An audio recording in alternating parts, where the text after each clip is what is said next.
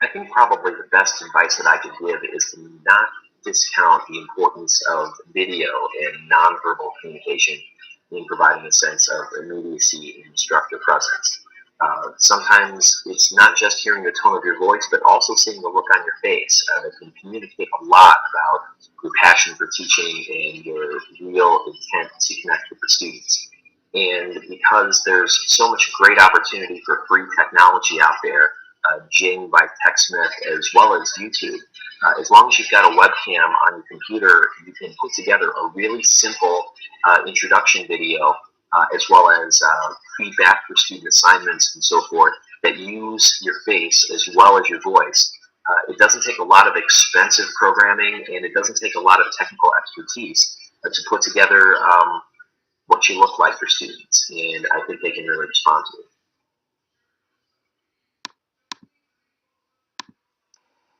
I think there is a shift that's occurring in the role of faculty. They're no longer seen as the only expert in the course or the person who is providing information, a transfer of information to the students. Instead, I think they're more of a facilitator. So this idea of instructor presence in a course means that there still should be a presence, but it's not all about just disseminating information. So they have to play the role of facilitating. So that means encouraging students to look elsewhere, look to the web, look to their classmates. And I think sometimes that's a hard thing for instructors to give up, because they may initially think, well, that's their main role in the course. I'm coming in as the expert and they'll learn from me. And we kind of have to have the mindset that we're all learning from each other. I think the sooner we do that, the more powerful learning will take place.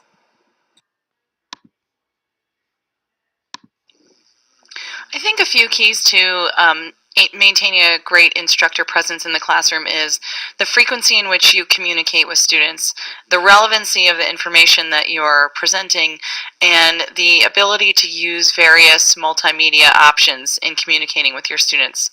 I think students also want frequent feedback, whether it's in grading or comments on their work or questions that you pose to them in the discussion board. Whatever method that you choose to provide feedback, I think students want to know that you're reading what they're writing and that you value what they say, because I think, as Dory mentioned, we have just as much to learn from the students as they have to learn from us. Your presence is really a critical component of the online environment, because otherwise students feel isolated. They feel like they're alone, literally and figuratively, in their pajamas, sitting in their computer. And if they don't have any of that connection, feedback, interaction, then they really do feel isolated. I think a key lesson that I've learned is to think about establishing social presence outside the LMS and to try to hit students where they actually live. When I've tried to establish conversations on the discussion board on my Moodle for courses, for instance, I don't get a whole lot of student participation. But the first time that I used Twitter in class, both for outside of the classroom class participation, as well as occasionally holding class meetings exclusively on Twitter to experiment with the medium as a different kind of discussion, it really made a difference as far as student buy-in, largely because they were already on Twitter, and because that's where they live. That's a good place to get them to socialize about the class and with the class outside of the classroom. I think this course has really expanded my views on maintaining a social presence inside the learning management system and outside the learning management system. I think it's important to expand your mind a little bit and be open to the possibility of new things.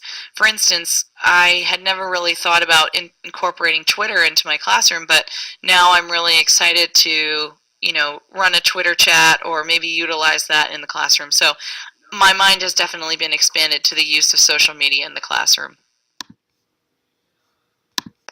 I've been a big fan of using video podcasts to flip lessons in the classroom for a few years now. And the reason that I got into it was to provide my students an opportunity to dig into learning the lower order cognitive processing stuff by themselves. learning the facts, learning the basic principles, the content stuff, so that then they can come to my class to engage in more high-impact interactive lessons that have them do the higher order stuff I'm doing, the taxonomy, the application, the critical work and things like that. But the other thing to remember is the importance of time on task. Students often blow off our reading, but there's something about interactive multimedia flipped lessons that students really find attractive, and they'll end up spending more time out of class engaging the content that you want them to. It's been effective, and I love the fact that there's so many free tools like TED Ed, for instance, to get started with flipping lessons really easily without a lot of expertise.